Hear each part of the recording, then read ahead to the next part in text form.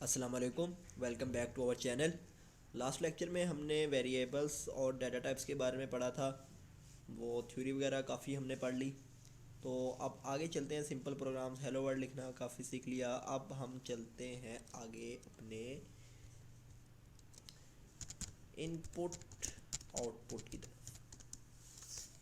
Input out में अब हम जाएंगे, मशीन से बातें करेंगे, मशीन को कुछ देंगे, वो उस पर प्रोसेस करेगा, हमें वापस करेगा।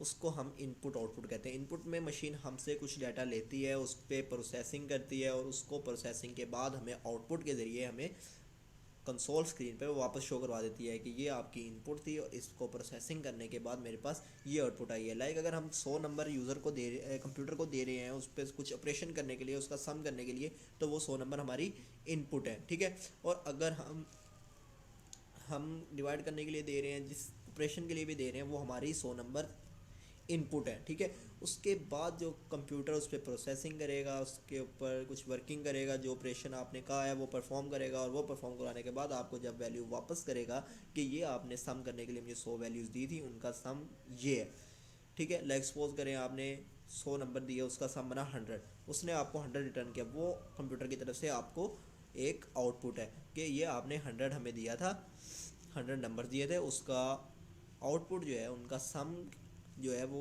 100 है, ठीक है।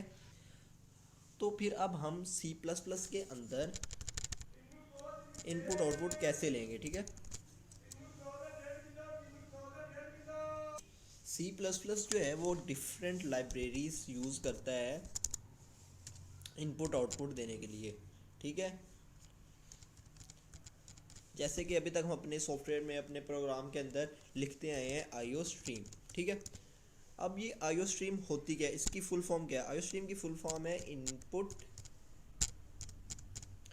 आउटपुट स्ट्रीम, ठीक है। बहुत सी स्ट्रीम्स हैं, लेकिन अगर अभी तक हमने इनपुट आउटपुट स्ट्रीम पढ़ी है, इसलिए आईओ स्ट्रीम पढ़ते आ रहे हैं और यूज़ भी हम आईओ स्ट्रीम करते आ रहे हैं, तो हम आईओ होस्ट स्ट्रीम को ही पढ़ेंगे और उसी को ही यूज़ करेंगे, ठीक है। अब इनपुट स्ट्रीम क्या होता है? इनपुट स्ट्रीम, ठीक है। जैसे कि आप सबको पता है कि जो भी प्रोग्राम की एग्जीक्यूशन होती है, वो सबसे पहले उस प्रोग्राम हमारी मेन मेमोरी में लोड होता है। आईओ स्ट्रीम क्या काम करता है कि ये जो बाइट्स है, जो यूज़र से डाटा कीबोर्ड से ये इनपुट ले रहा होता है, उसका फ्लो टुवर्ड्स करता है मेन मेमोरी की तरफ, ठीक है। Direction of flow of bytes towards the main memory, ठीक है।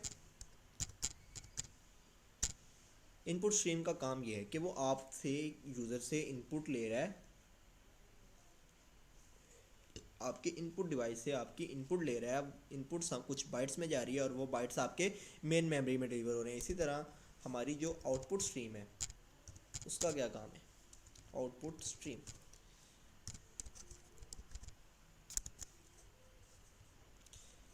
जो आउटपुट स्ट्रीम है, इसका काम ये है कि ये मेमोरी से बाइट्स को लेकर आपके आउटपुट डिवाइसेस की तरफ जाती है, क्योंकि आउटपुट भी देनी है। इनपुट स्ट्रीम ने डाटा लिया, मेन मेमोरी की तरफ डाटा को फ्लो कर दिया, ठीक है। अब जो आउटपुट स्ट्रीम है वो मेन मेमोरी से डाटा ले रही है और आपको आउटपुट डिवाइसेस तक पहुंचा रही है, और जो कि आपको स्क्रीन पे, आपकी कंसोल स्क्रीन पे, उस ब्लैक स्क्रीन पे जो आपको डाटा शो हो रहा है, वो आपकी आउटपुट है। वो आपकी आउटपुट स्ट्रीम की वजह से हो रहा है। यहाँ लिख देता हूँ मैं आपको, direction of flow bytes towards output devices, ठीक है। ये सिंपल सी चीज़ है, इसमें कोई लाइक बड़ी चीज़ नहीं है। इनपुट स्ट्रीम आउटपुट स्ट्रीम की समझ आ गई होगी आप लोगों को कि इनपुट स्ट्रीम क्या होती है, आउटपुट स्ट्रीम क्या होती है। इनपुट डाटा इनपुट डिवाइसेस से लेती है और आपकी मेन मेमोरी तक पहुंचाती है। वहाँ पर आपका प्रोग्राम लोड हो रहा होता है, उस प्रोग्राम के अंदर वो डाटा जाता है और सारा प्रोसेसिंग होके आउटपुट स्ट्रीम के थ्रू वो डाटा जो आउटपुट होती है वो आपकी आउटपुट डिवाइसेस की तरफ आती है, जो कि आपको कंसोल स्क्रीन पर शो हो जाती है। चलें अब हम चलते हैं विजुअल स्टूडियो पर, वहाँ पर हम इनपुट आउटपुट लेके देखते हैं कि हमारा एक प्रोग्राम इनपुट कैसे लेता है और आउटपुट कैसे लेता है। इससे आपके कॉन्सेप्ट और क्लियर हो जाएंगे, क्योंकि प्रैक्टिकल चीज़ से कॉन्सेप्ट क्लियर होते हैं। तो ये हम आ गए अपने विजुअल स्टूडियो पर। यहाँ से हम न्यू फाइल बना लेते हैं। फाइल का नाम है lecture 5। ठीक है, जल्दी से मैं यहाँ पर अपना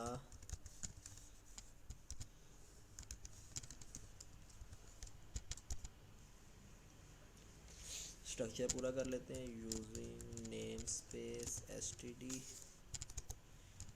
int main system was return 0। ठीक है, रिटर्न के स्पेलिंग गलत हो गए हैं। अब आईओ स्ट्रीम मैंने यूज़ कर ली इनपुट आउटपुट के लिए। ठीक है, ठीक है। अब यहाँ पर मैं आता हूँ, दो वेरिएबल बना लेता हूँ, इंट num1 और यहाँ पर ही साथ ही num2। अब नीचे आता हूँ, मैं इसको सी आउट करवाता हूँ, please enter the value of number 1। ठीक है, यहाँ पर बाई लगाते हैं, हैंडल। ठीक है, अब ये देखिए, ये होते हैं, ये एंगुलर ब्रैकेट, इनका भी स्पेशल नाम होता है। ठीक है, इसको हम कहते होते हैं कि ये इंसर्शन ऑपरेटर। ठीक है, ऑपरेटर्स। ठीक है, इसका क्या है कि जो भी आ रहा है वो स्क्रीन पर इंसर्ट कर दो। लाइक हमने ये अब लिखा है, ये एज इट इज़ स्क्रीन पर इंसर्ट होने वाला है। ठीक है, please enter the value of number 1। ये अब हम यूज़र को बताना चाह रहे हैं, एक प्रॉम्प्ट मैसेज है कि जो नंबर 1 की वैल्यू है वो आप एंटर करें। ठीक है, अब इसके लिए इनपुट कैसे लेनी है, ये तो आउटपुट होगी, यूज़र को enter the value of number 1 show हो जाएगा। अब इसके लिए हमने इनपुट कैसे लेनी है, सी इन, जैसे सी आउट है इसी तरह सी इन का फंक्शन है। ठीक है, ये देखिए, ये नीचे बता रहा है कि ये आई स्ट्रीम के अंदर, इनपुट स्ट्रीम के अंदर सी इन डिफाइन हुआ है। इसके लिए ये ऑपरेटर होगा, जो ग्रेटर देन के साइन है इसको हम कहते होते हैं एक्सर्शन ऑपरेटर। कौन सा ऑपरेटर?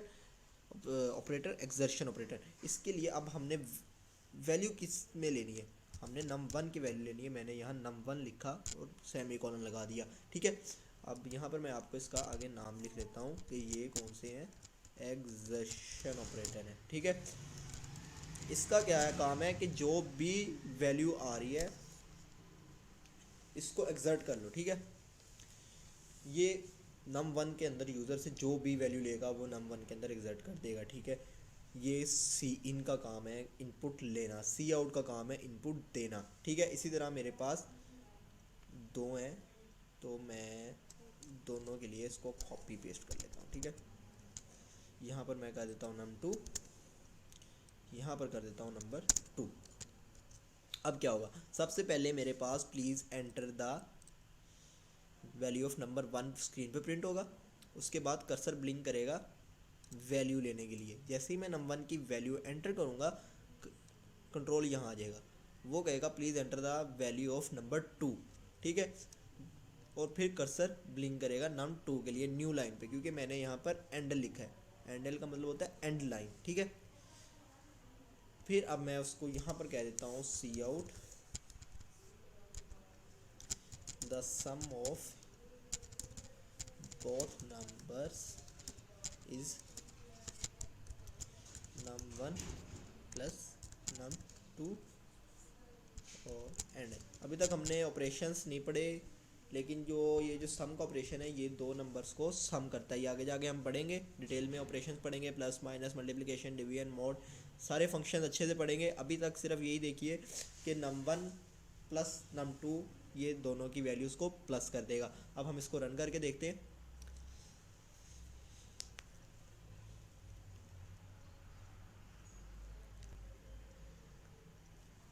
ये मेरा प्रोग्राम रन हो रहा है। अब देखिए, वो कह रहा है please enter the value of number 1। मैंने नंबर 1 की वैल्यू एंटर कर दी 5। उसने दोबारा पूछा please enter the value of number 2, उसकी वैल्यू मैंने एंटर कर दी, आपके पास 10। जैसे ही मैंने किया तो सम ऑफ बोथ नंबर इज़ 15। अभी देखिए पहला नंबर 5 था, दूसरा नंबर 10 था, उसने आपको सम दे दिया 15, ठीक है। अब देखिएगा सी इन से हमने ली इनपुट num1 के अंदर, ठीक है। अगर अब मैं यहाँ पर आगे जाके num1 को, इसको हम बंद करते हैं, यहाँ एंडल है, मैं नीचे आके सी आउट करवाता हूँ, num1 इज़ num1, ठीक है। और यहाँ पर करवाता हूँ सी आउट num2 इज़ num2, यहाँ पर कर देते हैं एंडल, ठीक है। यहाँ पर भी हम एंडल लिख के, अब जो ये वाली लाइन है सम वाली, ये हम नीचे ले आते हैं। ये देखिएगा अब जो पहली इनपुट ले रहा है वो num1 में ले रहा है, दूसरी इनपुट ले रहा है num2 के अंदर। तो अब जो मैंने प्रोग्राम रन किया, ये उसने मेरे से पहली इनपुट मांगी 12, ठीक है। दूसरी इनपुट उसने मांगी, मैंने दे दी 8, ठीक है। अब देखिए num1 12 है, num2 8 है, और the sum of both number is 20 है, ठीक है। num1 के अंदर अब स्टोर हो गया, जो हमने पहले इनपुट दी थी वो num1 में चली गई, जो हमने बाद में इनपुट दी थी वो num2 में चली गई, और ये उनका सम आ गया 20, ठीक है। उम्मीद करता हूँ ये आपको अच्छे से क्लियर हो रही हैं बातें। ये सब चीज़ें आगे स्ट्रीम के अंदर डिफाइन है, इनपुट आउटपुट स्ट्रीम के अंदर सी आउट आउटपुट देने के लिए है, सीन इनपुट लेने के लिए है। इस तरह हम किसी भी चीज़ की इनपुट ले सकते हैं, 3 टाइम ले सकते हैं, 4 टाइम ले सकते हैं। मैं यहाँ एक और वेरिएबल बना देता हूँ num3 के नाम से, और यहाँ पर ए करवा देता हूँ, इसको num3 करवा देता हूँ, और यहाँ पर भी नंबर 3 करवा देता हूँ। यहाँ पर मैं इसको कॉपी करके एक और लिख देता हूँ, यहाँ कर देता हूँ num3 और num3, और यहाँ पर num3। इसी तरह आप 100 नंबर का भी ले सकते हैं, ठीक है। लेकिन ये हार्ड कोड होगा, 100 नंबर का ऐसे हम सम नहीं लेंगे। इसके लिए मैं आपको आगे जाकर और तकनीक्स बताऊंगा कि उसका हम सम कैसे लेंगे। अब ये पहला नंबर है 12 है, फिर 4 था दूसरा नंबर, तीसरा नंबर है 4, सम 20 आ गया, नंबर 1 12, नंबर 2 4, नंबर 3 भी 4, और the sum of both the number is 20, ठीक है। ये अब आपका एक छोटा सा कैलकुलेटर बन चुका है, जो कि 2 नंबर्स को या 3 नंबर्स को सम करेगा, ठीक है। अब ये इसकी एक फ़ाइल आप अपने दोस्त को दे सकते हैं, एक्सी फाइल के, वो इसको रन करे और इसको अपने दोस्तों को दे, वो अपनी विंडोज़ पर इसको रन कर सकता है, और वहाँ पर इसको अपने 2 या 3 नंबर्स को रन करके देख सकता है, ठीक है। इसकी एक्सी फाइल मैं आपको दिखाता हूँ कि इसकी एक्सी फाइल कहाँ पड़ी होती है। जैसे कि हम जाते हैं जहाँ पे हमारा प्रोजेक्ट हमने स्टोर किया हुआ था, ब्राउज़ किया था, ये हमारा प्रोजेक्ट पड़ा है, उसके अंदर ये हमारे लेक्चर्स की वीडियो अलग-अलग लेक्चर की फ़ाइल पड़ी हुई है। हम यहाँ से इसको उठा के अलग भी इसकी एक्सी फाइल बना सकते हैं, और ये अंदर डिबग में आते हैं तो ये हमारी पूरी एक एक्सी फाइल मौजूद है। इसको देखिए मैंने क्लिक किया, मुझे प्रोग्राम की ज़रूरत नहीं है, मैंने 12 दिया, वैल्यू नंबर 34 दिया, वैल्यू ऑफ नंबर 3 मैंने दी 67, और ये मेरा सम आ गया 113। ये इसने नंबर शो करवा दिया और ये सम आ गया, और ये हमारा प्रोग्राम क्लोज़ हो गया, ठीक है। इस तरह आप ये फ़ाइल अपने दोस्तों के साथ शेयर कर सकते हैं कि वो 3 का नंबर लें और इसका सम करते फिरें। एक छोटा सा प्रोग्राम सम का हो गया। इंशाल्लाह आगे जाके आप इस तरह के बहुत बड़े बड़े प्रोग्राम्स बनाएंगे, इनकी एक्सी फाइल अपने दोस्तों के साथ शेयर कर सकते हैं। तो आगे एक चीज़ और है कि कुछ वर्ड्स ऐसे हैं जो कि हम लोग यूज़ नहीं कर सकते, ठीक है। C++ के अंदर कुछ रिजर्व वर्ड्स हैं जो कि C++ ने रिजर्व कर लिए हुए हैं कि ये आप लोग यूज़ नहीं कर सकते। लाइक हम उनको वेरिएबल नेम यूज़ नहीं कर सकते, या उनको किसी और काम के लिए हम यूज़ नहीं कर सकते। ये उन वर्ड्स की लिस्ट है जिनको आप यूज़ नहीं कर सकते एज अ वेरिएबल नेम या किसी भी चीज़ के लिए। लाइक ये फॉर है, गो टू है, इनलाइन है, इंट है, लॉन्ग है, और रजिस्टर्स हैं, शॉर्ट है, रिटर्न है। ये इसके अपने रिजर्व वर्ड है सी प्लस प्लस के, कि सी प्लस प्लस वालों ने रिजर्व किए हुए हैं, इनके बिना पे उन्होंने कुछ फंक्शन ऐसे बनाए हुए हैं, इसलिए आप उसको एज अ वेरिएबल यूज़ नहीं कर सकते, हम उसके अंदर कुछ चेंजिंग्स नहीं कर सकते, ठीक है। इसलिए सी प्लस प्लस हमें अलाउ ही नहीं करता कि हम इन वर्ड्स को यूज़ करें या इनके साथ हम कुछ उल्टा सीधा करें। ये वर्ड्स हम जब भी variable as a variable use करेंगे तो वो कंपाइलर इनको नहीं उठाएगा, वो एरर देगा, ठीक है। और उसके बाद आपको हमने पीछे डाटा टाइप्स पढ़ी थी 5 इंट, वो सिर्फ यही नहीं है कि सिर्फ वही 5 डाटा टाइप्स हैं, डाटा टाइप्स और भी बहुत ज़्यादा हैं, लेकिन वो जो 5 मैंने बताई थी वो वाइडली यूज़ होने वाली और कॉमनली यूज़ होने वाली डाटा टाइप्स थी। यहाँ पर मैं आपको दिखाता हूँ, और डाटा टाइप्स भी हैं, जैसे करैक्टर है, अनसाइंड करैक्टर, इंट है, अनसाइंड है, ये भी लॉन्ग डबल है, ये आगे उनके साइज़ लिखे हुए हैं और ये आगे उनकी रेंजेस लिखी हुई हैं, ठीक है। आप गूगल से भी जाकर इनकी रेंजेस वगैरह देख सकते हैं, रिजर्व वर्ड देख सकते हैं कि कौन से वर्ड्स हैं जिनको मैंने यूज़ नहीं करना। और ये डाटा टाइप्स हैं सारी वही हैं, float, double, long double. Double तो आपको पता है कि डबल होती है, फ्लोट से बड़ी होती है। जो लॉन्ग डबल होती है वो उससे भी बड़ी होती है, कि आपने अगर उससे भी बड़ा नंबर यूज़ करना है तो आप लॉन्ग डबल में यूज़ कर सकते हो, ठीक हो। इसी तरह ये आगे डाटा टाइप्स की ही आगे टाइप्स हैं, आप इसको गूगल से भी देख सकते हैं, इनकी लिस्ट निकाल सकते हैं, इनकी रेंजेस देख सकते हैं। उसके बाद आप रिजर्व वर्ड, अगर आपने कुछ रिजर्व वर्ड हैं, कुछ पता लग जाएगा, ज़ुबानी आपको याद हो जाएगा आहिस्ता आहिस्ता कि कौन कौन से रिजर्व वर्ड में हैं और वो मैंने यूज़ नहीं करने, ठीक है। बाकी मैं उम्मीद करता हूँ आपको समझ आ गई होगी, इसकी प्रैक्टिस ज़रूर करिएगा आउटपुट और इनपुट देने की।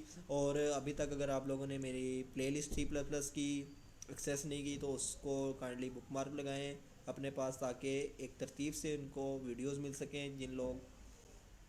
जो लोग मेरी लेटेस्ट वीडियो देखते हैं उनको यही लगता है कि यही स्टार्ट है, लेकिन अगर वो अपनी मेरी प्लेलिस्ट एक्सेस कर लेते हैं तो यहाँ पर स्टार्ट से वीडियोस मिलेंगी, ठीक है। स्टार्ट से स्टार्ट करेंगे तो एक अच्छा इम्प्रेशन पड़ेगा, अच्छे से आप को हर चीज़ की समझ आएगी, ठीक है। और चैनल को सब्सक्राइब लाजमी करें, दोस्तों के साथ शेयर करें, जिन जिन को सी प्लस प्लस सीखनी है उनको रिकमेंड करें चैनल, और उनको वीडियोस दिखाएं, उनके साथ बैठ के देखें, इसकी प्रैक्टिस करें। जब तक आप इनपुट आउटपुट स्ट्रीम की, इनपुट आउटपुट की प्रैक्टिस नहीं करेंगे ये आपको समझ नहीं आएगी, ठीक है, क्योंकि हर चीज़ प्रैक्टिस से ही आती है। तो इसकी भी आपको प्रैक्टिस करनी है, इन चीज़ों को आपने समझना है, सीन का, एक्सर्शन ऑपरेटर का, कि कब लगाना है कब नहीं लगाना। अपना ख्याल रखिएगा, मिलते हैं हम नेक्स्ट वीडियो में। अल्लाह हाफिज़।